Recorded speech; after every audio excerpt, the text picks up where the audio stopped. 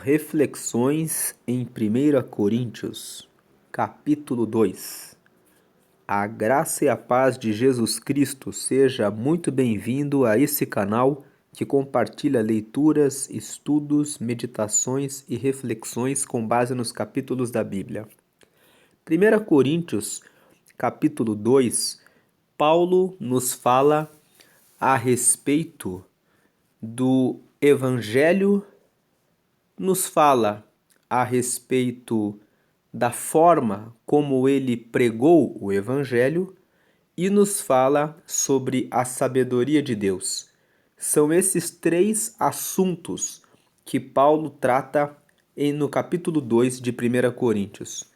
O primeiro assunto, Paulo fala para os coríntios que ele não se preocupou em pregar outra coisa que não seja o verdadeiro Evangelho.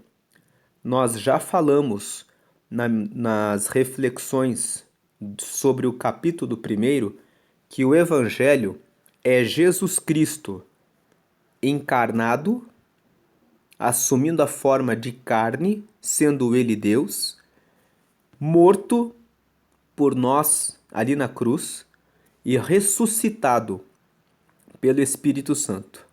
Isto é o Evangelho. As pessoas perguntam o que é o Evangelho. O Evangelho consiste em que Deus revelou o seu projeto de salvação, enviando Jesus Cristo para nascer de forma virginal em Maria, sendo concebido pelo Espírito Santo, para que ele assumisse a forma de carne e nessa forma de carne vencesse o pecado e fosse morto em nosso lugar, de forma injusta, assumindo os nossos pecados, e depois ressuscitando dentre os mortos para provar para nós que ele pode ressuscitar a todos aqueles que seguirem a ele no futuro, quando um dia que está determinado pelo próprio Deus, em que ele voltará para buscar aqueles que se santificaram na terra e que decidiram seguir os caminhos dele. Isto é o Evangelho. Jesus Cristo encarnado, morto e ressuscitado. Na primeira parte do capítulo 2, Paulo fala exatamente isso. E ele fala também que ele pregou a palavra em Corinto com dificuldades, que foi com batalhas, com muitas lutas que ele esteve em Corinto. Então vamos começar a ler aqui essa primeira parte. E eu, irmãos, quando fui ter convosco, anunciando-vos o testemunho de Deus, não fui com sublimidade de palavras ou de sabedoria. Então Paulo está dizendo, quando eu estive aí em Corinto para falar a respeito do testemunho de Deus, o testemunho de Deus é o Evangelho, que Deus amou o mundo e enviou o seu Filho Jesus como carne para morrer por nós na cruz e depois ressuscitar para revelar o amor de Deus para a humanidade. Quando Paulo esteve ali anunciando o testemunho de Deus, não fui com sublimidade de palavras ou de sabedoria. Versículo 2. Porque nada me propus saber entre vós, senão a Jesus Cristo, e este crucificado. Então nós vemos que Paulo já de início fala que a pregação do Evangelho que ele trouxe para a igreja de Corinto não se baseou em discursos, em palavras bonitas. Nós vivemos um tempo em que, em muitas igrejas, as pessoas pregam apenas as partes da Bíblia que trazem promessas.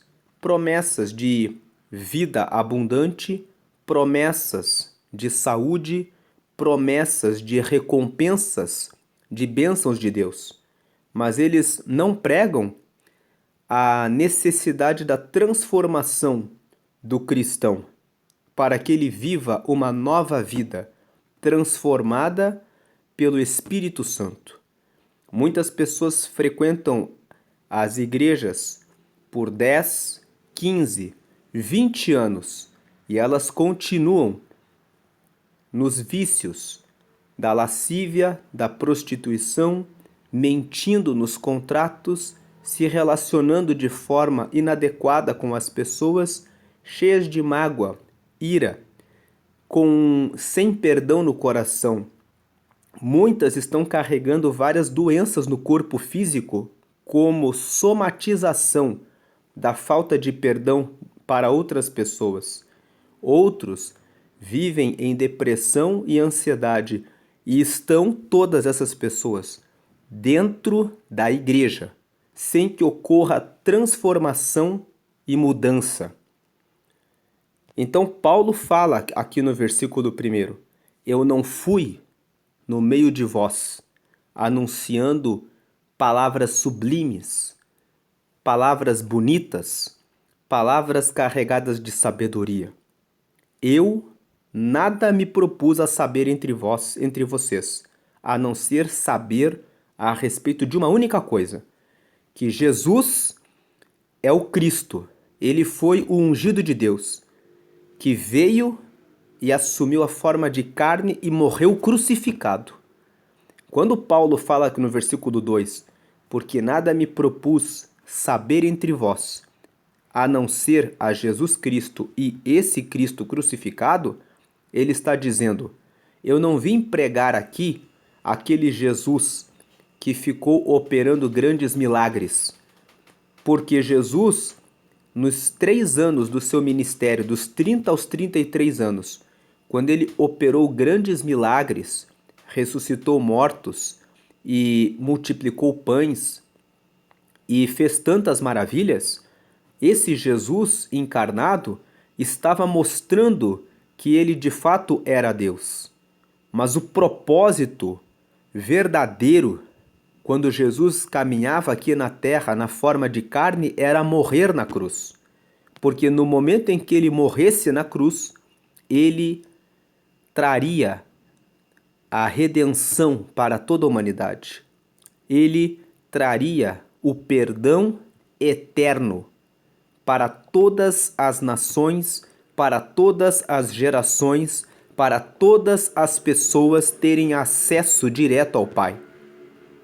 Em Romanos, no capítulo 8, no versículo 15, Paulo nos explica que com a morte de Jesus, nós recebemos o Espírito de Deus que nos dá o direito de sermos chamados filhos de Deus, como que por adoção. E nós podemos dizer Abba, Pai. E Abba, Pai, Abba significa paizinho. Abba, Pai significa papaizinho.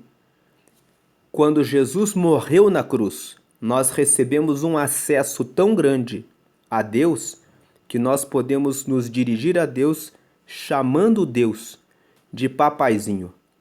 É o nível mais alto de intimidade que o ser humano, que antes de Jesus estava longe de Deus, pode ter no relacionamento com Deus.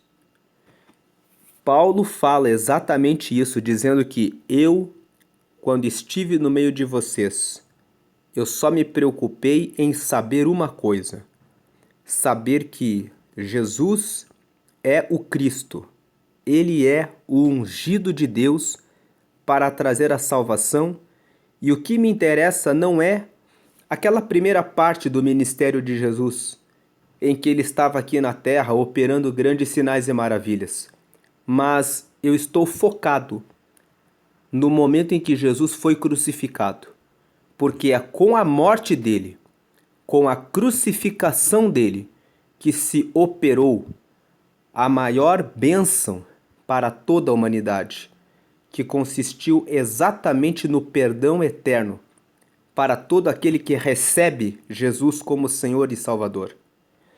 E ele prossegue na segunda parte, falando a respeito de como é que se baseou o ministério dele. Não foi com base em sublimidade de palavras de sabedoria humana, Nessa segunda parte, que nós vamos ler do versículo 3 a seguir, Paulo nos mostra que a pregação dele consistiu em demonstração do Espírito e do poder de Deus. Vamos ler aqui a partir do versículo 3. E eu estive convosco em fraqueza, e em temor, e em grande tremor. Esse versículo 3, Paulo está falando que quando ele esteve no meio dos coríntios, ele estava fraco, ele tinha medo, receio das coisas que estavam acontecendo. Ele estava pregando o evangelho para eles, mas ele estava enfrentando muitos desafios e em grande tremor. Quais eram esses desafios? Para nós sabermos quais eram esses desafios, nós temos que ler Atos dos Apóstolos no capítulo 18. Nós não vamos fazer a leitura aqui, mas você que quer conhecer quais eram essas situações de fraqueza, de temor e de grande tremor, pode meditar um pouco mais a respeito dessas situações lendo Atos dos Apóstolos no capítulo 18. Eu vou trazer aqui um resumo para podermos entender aqui, para aqueles que não tiverem tempo para fazer a leitura mais detalhada de Atos 18. Em Atos 18 está registrado a viagem que Paulo fez para Corinto. Ele viajou de Atenas, onde ele estava em Atos dos Apóstolos no capítulo 17, depois ele foi para Tessalônica e daí no capítulo 18 ele fez uma viagem para Corinto. Quando ele chegou em Corinto, logo que ele chegou, ele começou a pregar nas sinagogas, mas os judeus não aceitaram a palavra. Então ele saiu das sinagogas e foi pregar na primeira casa de uma pessoa que se chamava Tito Justo, que não era judeu. E ele pregou ali e logo ali ele foi perseguido. Depois ele ficou pregando na cidade. E nós lemos que um certo dia ele estava pregando e as pessoas que estavam ali o levaram ao tribunal. E o procônsul, que no caso era o juiz da época, chamado Gálio, começou a ouvir as acusações que fizeram contra Paulo. E começaram a acusar Paulo de trazer desordem na cidade de Corinto. E Gálio ouviu tudo o que eles disseram e disse para eles: saiam do tribunal, porque as questões que vocês estão trazendo para julgamento são questões de palavras, são questões de debates entre vocês. E Sóstenes, que era um dos principais da sinagoga ali em Corinto, foi ferido na frente do tribunal. Mas Gálio, vendo aquele ferimento que foi feito em Sóstenes, não deu a mínima importância. Então, quando Paulo fala aqui, e eu estive convosco em fraqueza e em temor e em grande tremor, ele está falando disso, que não foi fácil ele pregar a palavra em Corinto. Os judeus perseguiram ele, e ele saiu de pregar para os judeus nas sinagogas e começou a pregar na cidade. O texto de Atos dos Apóstolos, no capítulo 18, nos revela que Paulo ficou em Corinto por 1 ano e 6 meses. 1 ano e meio ele ficou lá. E nesse 1 ano e meio não foi nada fácil, porque ele pregava, mas as pessoas o perseguiram, até que ocorreu esse fato de carregarem ele para dentro do tribunal, querendo acusá-lo para que ele fosse condenado. Então é disso que ele está falando no versículo 3. Agora no versículo 4 vem aquela parte que nós falamos, em que Paulo fala que a pregação da palavra dele consistiu em demonstração de poder do Espírito.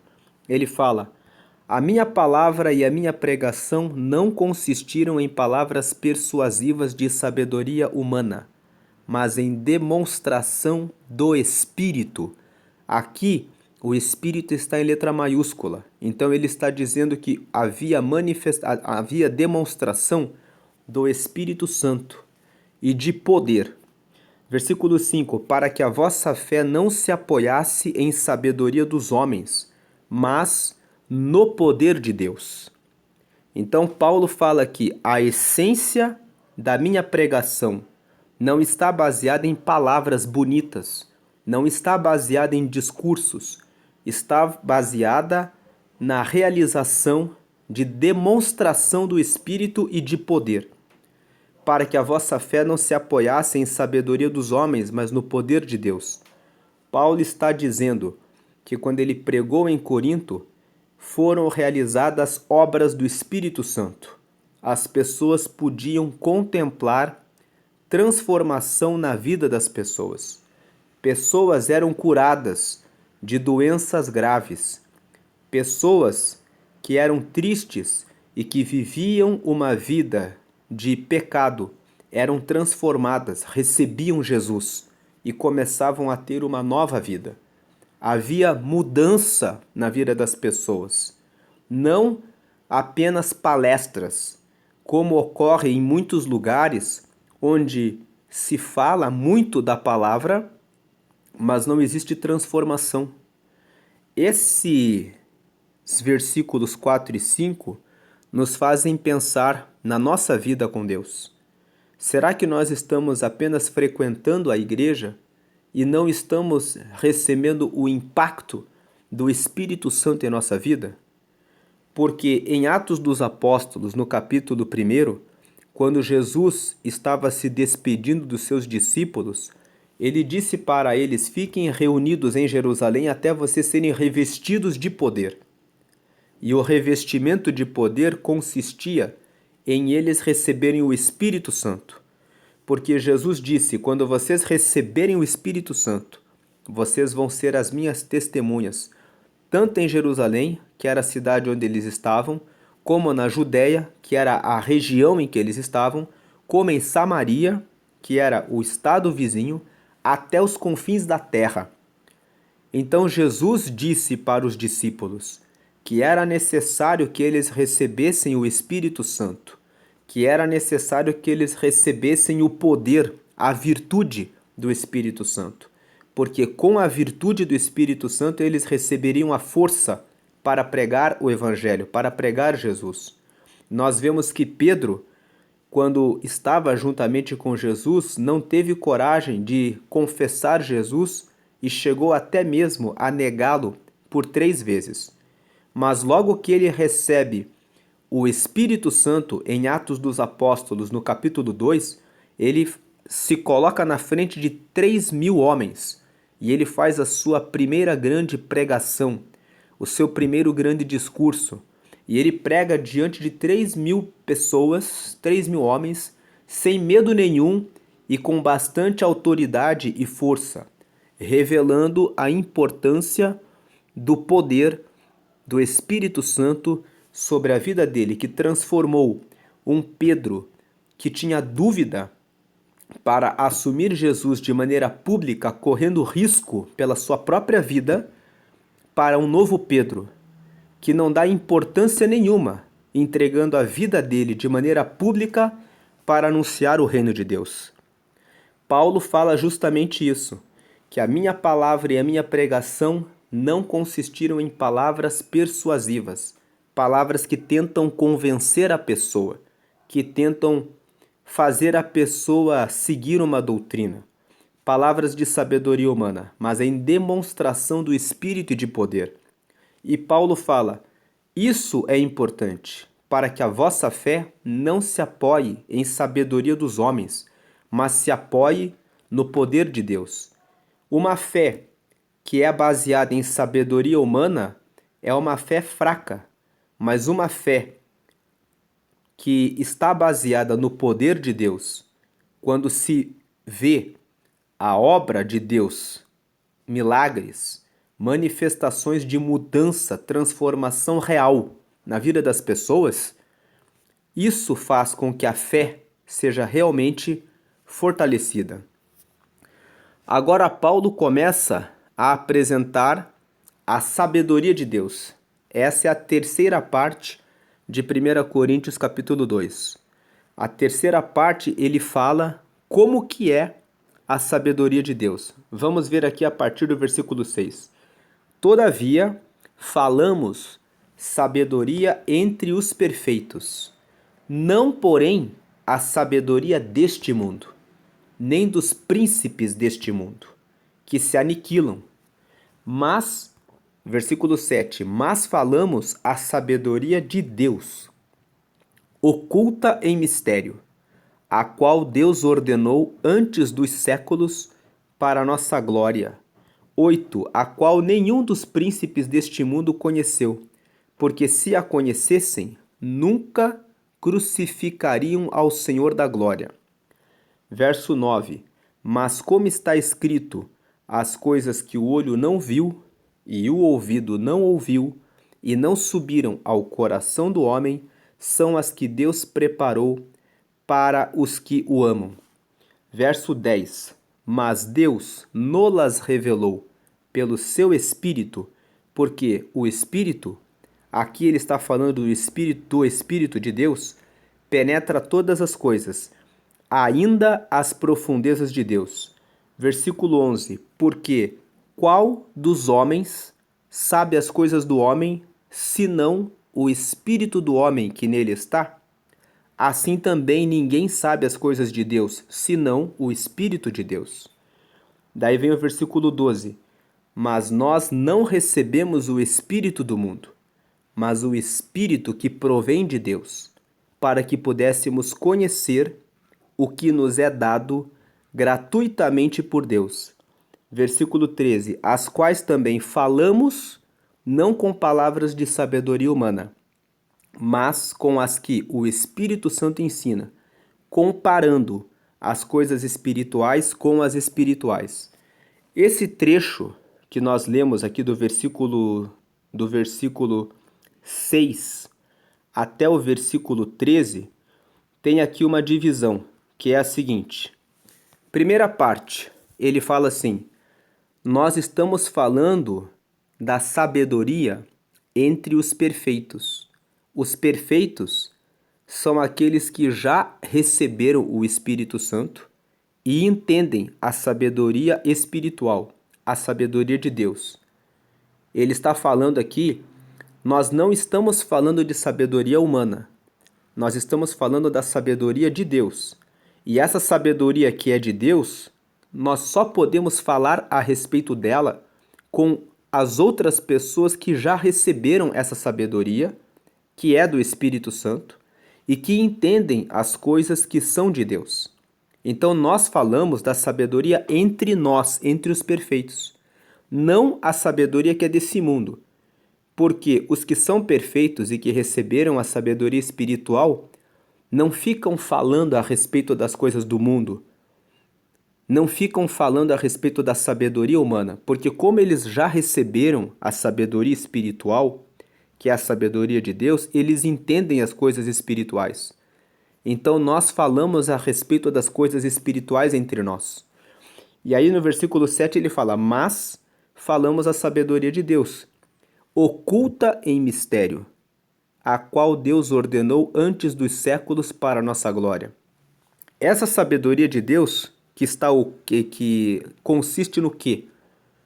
A sabedoria de Deus nada mais é do que Jesus Cristo, encarnado, morto e ressuscitado.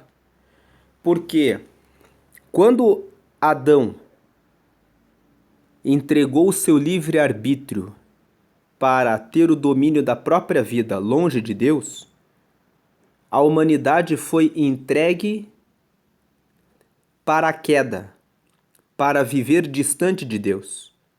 Naquele momento, o próprio Deus, no texto de Gênesis, no capítulo 3, no versículo 15, determinou que da mulher sairia um que pisaria a cabeça da serpente, e a serpente lhe picaria o calcanhar. Esse texto de Gênesis, capítulo 3, no versículo 15, mostra que no mesmo momento em que Adão sofreu a queda é o afastamento de Deus do ser humano, que colocou Adão e Eva para fora do jardim do Éden, que estabeleceu uma separação entre Deus e os homens. Isso é a queda. Naquele momento em que ocorreu a queda, Deus estabeleceu as penas para o homem e para a mulher, mas naquele momento ele disse: vai nascer um da mulher que vai esmagar a cabeça da serpente, que vai derrotar o mal que tomou conta da humanidade. Só que Deus ficou durante todo o Antigo Testamento sem revelar esse mistério. Deus já sabia que enviaria Jesus para encarnar, morrer em nosso lugar para trazer a salvação e depois ressuscitar para trazer novamente o ser humano para ter união com Deus por meio de Jesus Cristo. Mas Deus deixou isso oculto até que Jesus viesse. Então, mas falamos a sabedoria de Deus, oculta em mistério, a qual Deus ordenou antes dos séculos, para a nossa glória. Paulo está dizendo aqui no versículo 7 exatamente isso. Ele está dizendo, nós estamos falando a respeito de Jesus, que ele encarnou, ele morreu por nós, nos reuniu novamente com Deus e ressuscitou para mostrar que agora nós podemos ter uma esperança de que vamos morar com ele na eternidade. Essa sabedoria ficou oculta em mistério, mas Deus ordenou esse mistério antes dos séculos para a nossa glória. Quando Paulo está pregando essa palavra, ele estava no primeiro século, pregando essa palavra. Jesus já tinha vindo e Jesus já havia morrido, então o mistério já havia sido revelado. Mas Paulo está dizendo aqui no versículo 7 o seguinte: Deus já tinha determinado que Jesus viria. Isso ocorreu agora, e eu estou pregando sobre isso, sobre essa sabedoria de Deus, que estava em mistério, estava oculta. As pessoas não sabiam qual era a revelação que Deus tinha para trazer. E Deus ordenou isso antes dos séculos. Desde o momento em que Adão caiu, Deus já tinha colocado esse propósito com ele mesmo. Estava em mistério, mas agora foi revelado. E aí o versículo 8 ele fala assim: essa sabedoria que está oculta em mistério, versículo 8, nenhum dos príncipes deste mundo conheceu, porque se a conhecessem, nunca crucificariam ao Senhor da glória. O que Paulo está dizendo é que se Pôncio Pilatos, Herodes e as pessoas que colaboraram para que Jesus fosse crucificado soubessem que Jesus era o mistério de Deus, que era por meio dele que vinha a salvação, eles não teriam crucificado Jesus. Mas aqui existe um ponto. É claro que Paulo sabe que Jesus precisava ser crucificado para que a obra da redenção acontecesse. Mas o que Paulo está querendo dizer no versículo 8 é que se eles soubessem quem era Jesus, eles teriam dado honras e glória a ele, sabendo quem de fato ele era. E aí o versículo 9 nos fala assim: mas como está escrito, as coisas que o olho não viu, e o ouvido não ouviu, e não subiram ao coração do homem, são as que Deus preparou para os que o amam. Esse versículo 9 é muito usado nas pregações para trazer uma palavra, uma promessa de que Deus vai abençoar a pessoa. Muitas pessoas dizem: aquilo que você não viu, aquilo que você não ouviu, é o que nem subiu no seu coração, nem passou pelo seu pensamento, é o que você vai receber de Deus. E as pessoas dizem: glória, eu recebo. Mas aqui, no contexto em que essa palavra foi dita, Paulo está dizendo o seguinte: Jesus, ele nasceu sendo concebido pelo Espírito Santo. Ele não foi concebido do sêmen de um homem. José não teve relacionamento com Maria. No livro de Lucas, no Evangelho de Lucas, nós vemos no capítulo 1 o momento em que Maria recebe a visita do anjo Gabriel e ele fala para ela: você é bem-aventurada, bendita entre as mulheres, e você vai conceber um filho, e esse filho será o Salvador.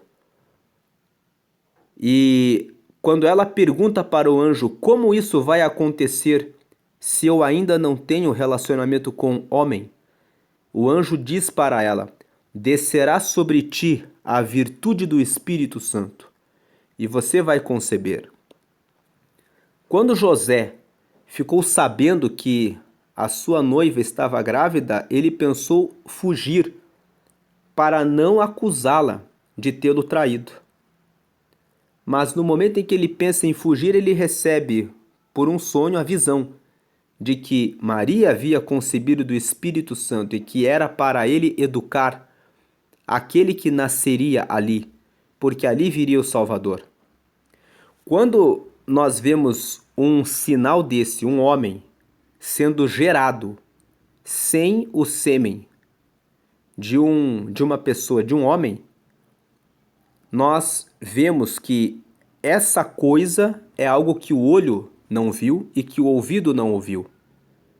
Hoje, nós podemos ouvir a história de que Jesus nasceu sendo concebido pelo Espírito Santo. Mas pense numa coisa: se Jesus não tivesse nascido dessa forma, alguém conseguiria pensar, é possível que o Espírito Santo traga à luz uma pessoa para a Terra. É possível que um ser espiritual eterno venha nascer e viver aqui na Terra como um humano e ainda morrer e depois ressuscitar. Percebam que isso é algo que o olho não viu e o ouvido não ouviu, e nem passou no coração de homem nenhum, mas foi isso que Deus preparou para os que o amam. Ele preparou para os que o amam a encarnação do seu Filho, a morte do seu Filho e a ressurreição do seu Filho para garantir a vida eterna para todos aqueles que recebem Jesus. E ele preparou isso com coisas que o olho não viu, que o ouvido não ouviu e que não subiram ao coração do homem. Aliás, a própria formação do embrião, do zigoto, o crescimento do embrião para a formação de um ser humano no ventre de uma mulher é algo que é inexplicável. Lá em Eclesiastes, no capítulo 11, no versículo 5, Salomão chegou a falar a respeito disso, dizendo que nós não sabemos como que os ossos são formados no ventre de uma mulher, que isso é um mistério. Mas ainda assim, sendo um mistério que os homens não entendem, é algo possível, é algo que acontece e é algo que traz vida para as pessoas. Então Deus, ele preparou a salvação de uma forma inesperada. E é essa a sabedoria de Deus. A sabedoria de Deus, que estava oculta em mistério, era como a humanidade vai ser salva. Como salvar as pessoas. Agora, quando Cristo morreu, encarnou, morreu e ressuscitou, o mistério foi revelado. Essa era a sabedoria de Deus, que estava oculta desde os séculos, preparadas dos séculos anteriores, preparada para trazer a salvação para a humanidade. Os homens, que são naturais, que querem explicar as coisas pela natureza, não entendem isso. Por isso que no versículo 10 Paulo fala: mas Deus nos revelou pelo seu Espírito. Essas coisas que nós acabamos de falar aqui são coisas relacionadas à sabedoria espiritual. São coisas que são relacionadas à sabedoria do Espírito Santo. E Deus nos revelou essas coisas pelo seu Espírito. Porque o Espírito, por quê? Porque o Espírito, aqui em letra maiúscula no versículo 10, porque é o Espírito Santo, porque o Espírito Santo, que é o Espírito de Deus, penetra todas as coisas, ainda as profundezas de Deus. No versículo 11 ele faz a pergunta: porque qual dos homens sabe as coisas do homem, senão o Espírito do homem que nele está? Paulo está dizendo: só você sabe aquilo que você está pensando. Só o teu próprio espírito sabe o que vai no seu pensamento, o que vai no seu coração. Da mesma forma, assim também, ninguém sabe as coisas de Deus, senão o Espírito de Deus. Paulo está dizendo: o Espírito Santo, porque é o Espírito de Deus, da mesma maneira, ele é o único que conhece as intenções de Deus, porque ele é o Espírito de Deus. Daí o versículo 12, ele fala assim: mas nós não recebemos o Espírito do mundo, mas o Espírito, esse Espírito em letra maiúscula, que é o Espírito Santo que provém de Deus, para que pudéssemos conhecer o que nos é dado gratuitamente por Deus. O que o versículo 12 está mostrando é que não tem como sabermos das coisas de Deus se não tivermos o Espírito Santo. Lá no Evangelho de João, no capítulo 16, Jesus fala para os seus discípulos que ele precisaria ir para que eles recebessem o Espírito Santo, porque o Espírito Santo revelaria para eles próprios as coisas de Deus. E Jesus disse que eu receberei do Pai e eu darei ao Espírito que vos revelará todas as coisas. Então o versículo 12 fala que nós não recebemos o Espírito do mundo. O versículo 12 fala que é necessário ter o Espírito Santo para podermos entender e receber a salvação, que é o presente que nos é dado gratuitamente por Deus. Daí o versículo 13 ele fala: e agora nós falamos a respeito dessas coisas, as quais também falamos, não com palavras de sabedoria humana, mas com as palavras que o Espírito Santo ensina, comparando as coisas espirituais com as espirituais. Então, existe aqui uma evolução. Nós precisamos receber o Espírito Santo, conforme o versículo 11. Depois nós precisamos, com o Espírito Santo, entender as coisas espirituais, que é o versículo 12. Nós não temos o Espírito do mundo, mas nós temos o Espírito que provém de Deus para que pudéssemos conhecer o que nos é dado gratuitamente por Deus. Ou seja, para que nós pudéssemos entender a salvação. E entender que o Evangelho é que Jesus Cristo é aquele próprio Deus que encarnou, morreu em nosso lugar e nos perdoou eternamente dos pecados e nos derramou a promessa de podermos morar eternamente com Ele. Nós entendemos isso pelo Espírito Santo. E no momento em que nós entendemos isso, nós conseguimos falar a respeito dessas coisas, porque nós temos o Espírito Santo. Então nós falamos dessas coisas, veja o versículo 13, não com palavras de sabedoria humana, mas com as que o Espírito Santo ensina, comparando as coisas espirituais com as espirituais. Prosseguindo nessa explicação, o que acontece com o homem natural? O homem natural é aquele que não tem o Espírito Santo. Versículo 14. Ora, o homem natural não compreende as coisas do Espírito de Deus, porque lhe parecem loucura, e não pode entendê-las, porque elas se discernem espiritualmente. Então, o versículo 14, ele resume: o homem natural, ele não recebeu o Espírito Santo. Então, ele não entende as coisas do Espírito Santo e ele não consegue falar a respeito das coisas do Espírito Santo. Você precisa receber o Espírito Santo para que você possa entender as coisas de Deus, para que você possa falar a respeito das coisas de Deus. Se ele não tem o Espírito Santo, ele não compreende as coisas do Espírito de Deus, porque lhe parecem loucura. É uma loucura falar que Deus, um ser espiritual, pode encarnar, ser gerado por uma mulher, viver aqui na Terra como um humano, operar os sinais e maravilhas pelo poder de Deus que ele já era, para depois morrer, e trazer a salvação para a humanidade. Isso é algo que não faz sentido para a sabedoria humana. E o homem natural não pode entender isso. Por quê? Porque essas coisas se discernem espiritualmente. É entendendo a sabedoria espiritual que nós entendemos o que Jesus Cristo significa. Aí no versículo 15 ele fala: mas o que é espiritual discerne bem tudo, e ele de ninguém é discernido. Ou seja, aquele que tem o Espírito Santo entende todas as coisas que estão ligadas ao reino de Deus. E ele de ninguém é discernido, ou seja, e as pessoas que são as pessoas naturais, que quando vêm conversar com ele, não conseguem entender qual é a relação, a dimensão que aquela pessoa que entende tudo tem com Deus. Porque elas não têm essa relação com Deus, então elas não discernem. Discernir significa entender com clareza o que está acontecendo. O que é espiritual discerne bem tudo, ele entende bem. O que acontece com o homem natural é que ele não tem o Espírito Santo. Então ele não entende as coisas de Deus.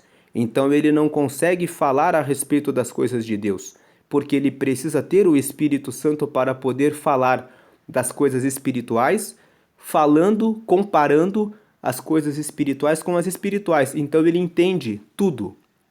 Ele entende o homem natural e por ele ser espiritual, quando ele se encontra com outras pessoas que entendem as coisas espirituais, ele também consegue falar tranquilamente das coisas espirituais, porque ele discerne bem tudo, tanto o natural quanto o espiritual. Agora, ele de ninguém é discernido, porque o homem natural tenta discernir ele e não entende.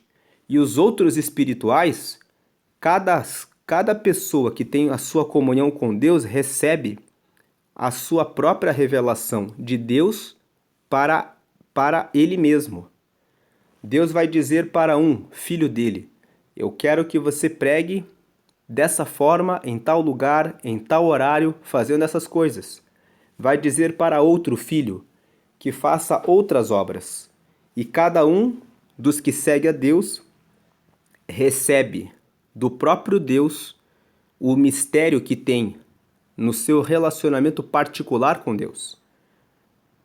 Então, se existe o João, a Maria, o José, Deus vai trazer a revelação daquilo que ele quer do João, daquilo que ele quer da Maria, daquilo que ele quer do José.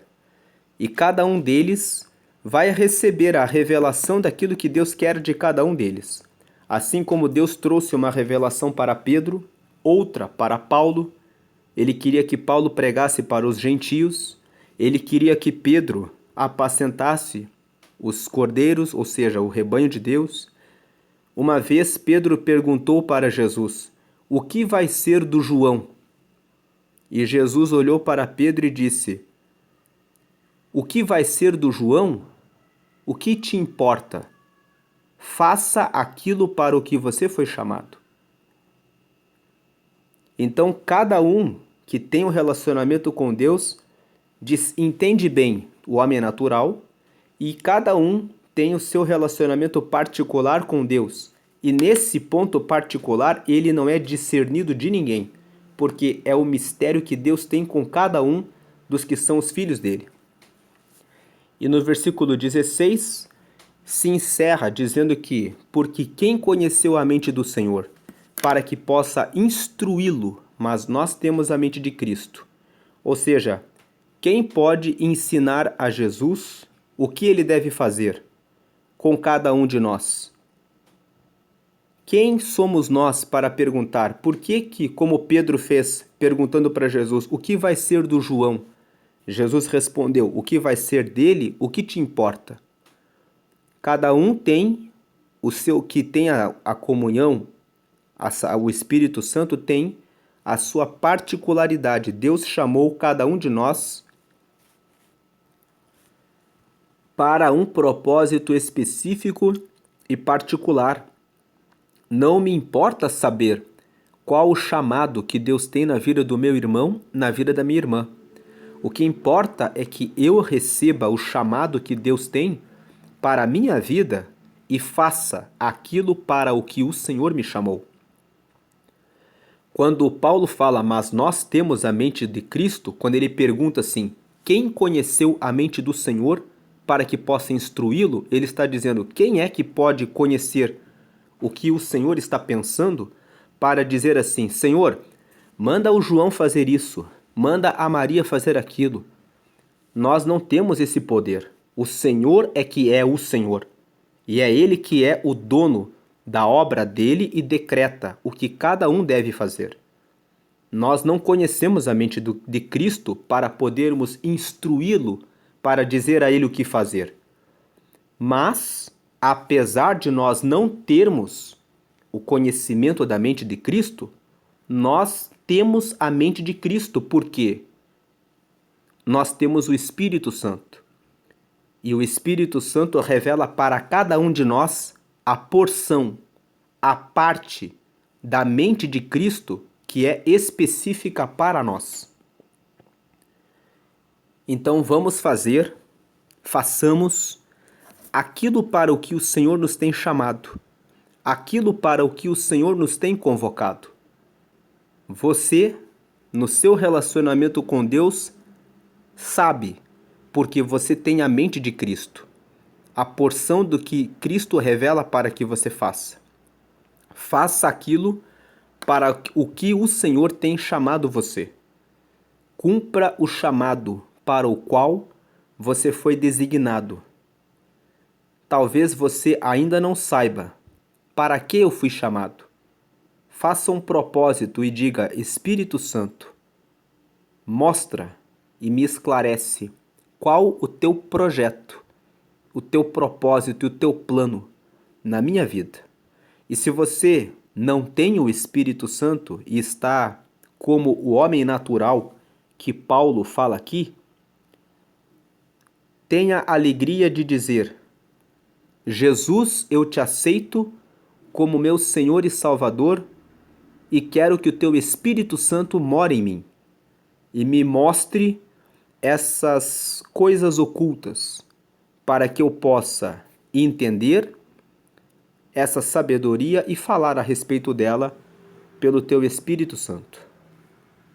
Deus abençoe a todos. Essa é a reflexão de 1 Coríntios, capítulo 2. Amém.